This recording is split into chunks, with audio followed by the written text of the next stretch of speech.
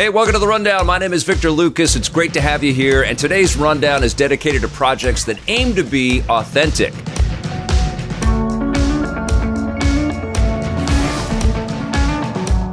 All right, first up, we're going to talk about the new Superman teaser trailer, which is dropping tomorrow. Warner Brothers gave me an early look at this trailer, and I got to listen in on a Q&A with director and writer James Gunn, and it was a pretty phenomenal experience, I have to tell you. I was only able to watch the trailer once, and when it drops tomorrow, I'm going to be watching it a ton more times, just like all of you. It is a very, very slick trailer, and it definitely gives you a great sense of what they're going for with this film. It's much more of this fusion of All-Star Superman, so read that awesome comic book if you haven't read that comic book, and the kind of Silver Age kind of vibe of Superman. So I think we're going to be seeing some pretty cool technology in the movie, some oversized giant robots and stuff that Superman has to beat, maybe some cool monsters and stuff. It's also a movie that's going to have a bunch of different characters in it. We're going to see Mr. Terrific, we're going to see Green Lantern played by Nathan Fillion, the Guy Gardner version, and we see him blast his ring. Of course, we're going to see Lois Lane and Lex Luthor played by Nicholas Hoult and Superman. And James Gunn actually had a comment about this, that there are other characters in the movie, but this is really about that trinity. He said it's a story about Superman, and it's also about the trio of Superman, Lois, and Lex, and how they interact. And then there are other very important characters like Crypto and Mr. Terrific. And that comment about Crypto is pretty huge because that is a very key moment in this teaser trailer. It is the unveiling of Crypto the Superdog, and man, it's incredible. It's very, very slick. It's a brighter movie, just like the costume is, but just like the character is. And James Gunn talked about that, too. Something that David Corenswet, the new Superman, said to me early on was really important. I came into the dressing room and he had the costumes on, and I was looking at the colors of the costume, and it was pretty colorful. Because even when you think about it, I mean, Guardians is colorful, but it's not like, oh, it's just so colorful. And he says, yeah. He's an alien, and yet he loves kids, and he wants kids to like him, and he doesn't want to be scary. He wants to be non-imposing.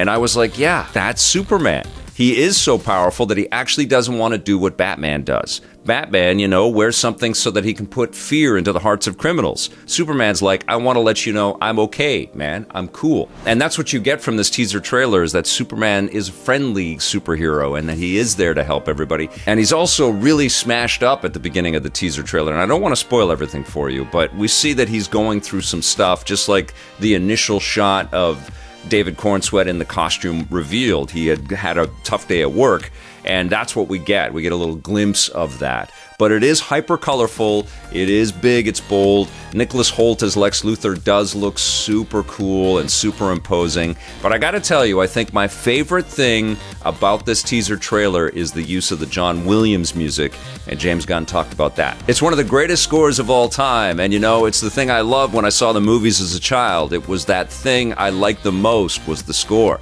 So I wanted to pay tribute to that. When I first talked to John Murphy, who's our composer, I was like, listen, I want you to do something completely out there. This is a score-based movie, and this is the big scoop. It's not a song-based movie like the other movies have been.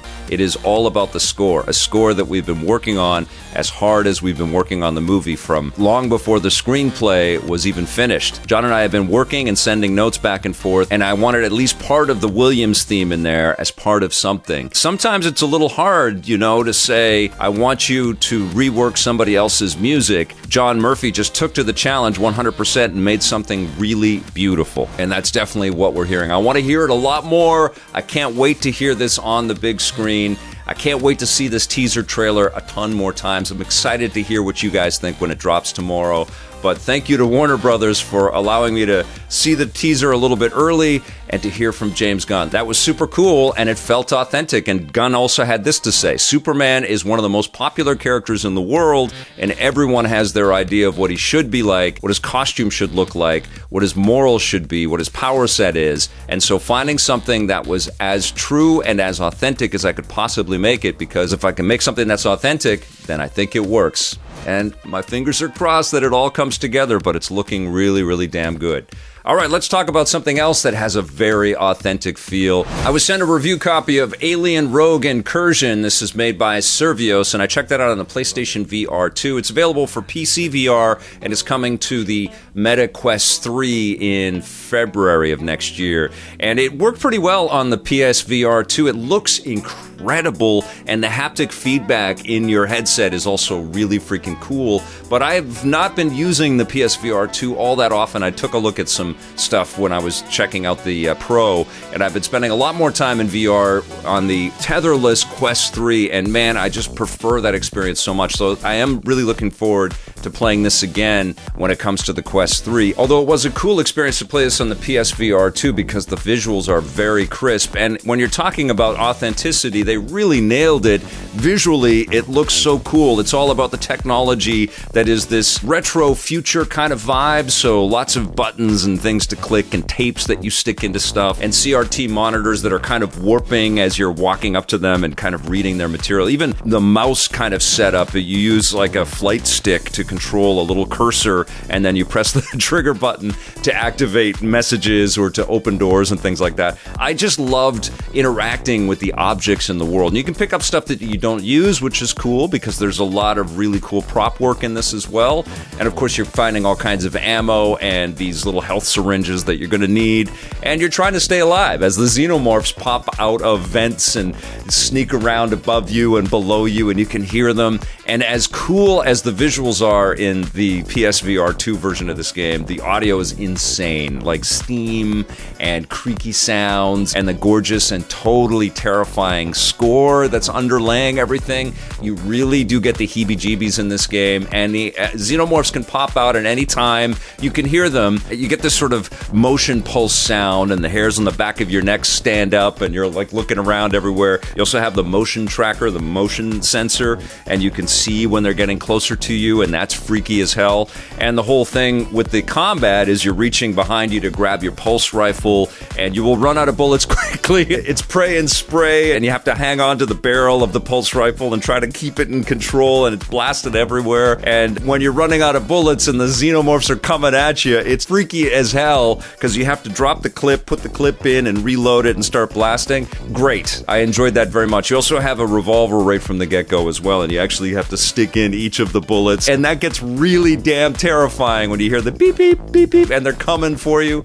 Very good stuff there. I did find some of the puzzle solving to be a little opaque. It wasn't always super clear to me where I was supposed to stick this tape into that thing, and I did get stuck in a couple of places as I was cruising along. And you also do things like you take wires and you stick them together to activate electronic systems and things, or you blast past security glass to short circuit something and then a door will open. But man, this does feel like you're taking a really authentic trip into the Alien universe. I'm looking forward to the sequel. I'm also looking forward to playing this without a wire. I was playing seated, which wasn't, I think, the most ideal, but I just don't have the space in my gaming nook to stand up and shoot and move around and stuff, and I didn't want to knock over all my action figures, so I kind of stayed seated. That isn't the ideal way to play this. So if you pick this up for your PSVR 2 or your PC, make sure you clear some room and really get into it, because it's unnerving and it's cool and it's authentic. It does feel a little bit repetitive, and it does feel like the timing for the xenomorph attacks, or it's just like, okay, it's time for the xenomorphs to attack and they're gonna pop up,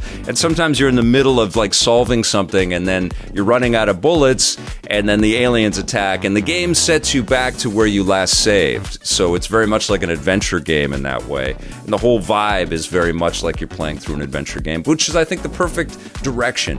I don't think I enjoyed this game as much as, say, something like Batman Arkham Shadow, but I sure appreciate its adherence to the authentic feel of diving into an Alien film. I think they nailed that. I'm looking forward to more. I'm looking forward to the sequel. I'm also looking forward to playing this on the Quest 3 when I can play it fully tetherless. But I enjoyed this very much on the PlayStation VR 2. I'm going to give Alien Rogue Incursion Part 1 7.5 out of 10. And man, what a trip we have been on, like with Indiana Jones and the Batman Arkham Shadow game and the Superman teaser trailer that's about to drop, this Alien game. But there's one more thing that I've been playing that's very authentic and very cool. It's Mighty Morphin Power Rangers Rita's Rewind, and this is a brand new brawler from the folks at Digital Eclipse. They've been working very hard to put this game together that they said it was going to be the 90s arcade game based around the Mighty Morphin Power Rangers that we never got back in the day. Brawling is the central theme here, and you play as all of the different Power Rangers. And you have to excuse me, I don't know who these characters are. I didn't watch the show. I know that they go by red and blue and yellow and green and black. Eventually you get green. But you've got all of these different characters at your disposal, and you cruise down the streets and on rooftops and in subway trains. You're beating up on all of these characters called putties, and some of them have wings, and some of them are big and giant, and some of them are dressed like punks, and they're spray painting stuff, but you beat them all up, and then you get into some pretty epic boss fights. And they also have these very ambitious, cool sequences where you're racing on motorbikes, or you're racing in your different vehicle constructions, like one of them is a dinosaur, one of them is a jet, and there's other variations in there as well. And you're blasting away at different bad guys and different obstructions and things as you're cruising forward into the screen with this awesome scaling technology, which is very much like an arcade game out of the 90s, like a Space Harrier or something like that. So you're zipping around across the entire screen. Sometimes you get some cool power-ups like missiles that give you a little Panzer Dragoon kind of vibe. And you've got all of these different targets to take out, and there's lots of little collectibles that you pick up along the way. And then there are also these Megazord punch-out battle sequences that you get into with some of these bosses as well, where all of the Power Rangers assemble this giant robot, and it's really cool. You're in the perspective, you're inside the viewpoint, and you're bashing and punching and stuff. And it's just so charming. I'm not familiar with this property. I don't have any real sort of nostalgic affinity here, but I am absolutely charmed. Now, the game isn't as rich and varied and fulfilling, I find, as Teenage Mutant Ninja Turtles Shredder's Revenge from Tribute. I think they did some really cool things there with leveling up your characters and unlocking all kinds of really cool stuff and the replayability. And I feel like the flow of the fighting isn't quite there. I feel like there's a lot of repeated animations, and I just want to scale up and feel like I'm leveling up. But the variety and the different types of things that you do in this game really does keep it fresh, and it does make you want to play it again and again. One of my favorite things about this game are all of these retro arcade cabinets that are playable in the little cafe, the little juice shack that the Power Rangers all hang out when they're in plain clothes. And you can walk up to the arcade machines and you can play them. One of them is very cool. It's a drop bomber game, I think it's called, where you're playing like a spy hunter, but you're dropping a bomb in front of you that you have to avoid, but you're trying to destroy as many enemy cars as you possibly can. And then there's kind of like this asteroids / Sinistar game, and then there's this food karate chop game in there as well. All of them are quirky and cool and definitely come with this great authentic charm that Digital Eclipse was pursuing with this title. And I think it is exactly that. I think it's an absolute must-buy if you love this property, but I also think even if you don't, you're going to have some fun here, especially if you love Shredder's Revenge. I'm going to give Mighty Morphin Power Rangers Rita's Rewind an 8 out of 10. All right, you guys, that's it for the rundown. Thank you so much for watching. Thank you for hitting that subscribe button if you dig the channel. We will see you soon, and until then, play forever.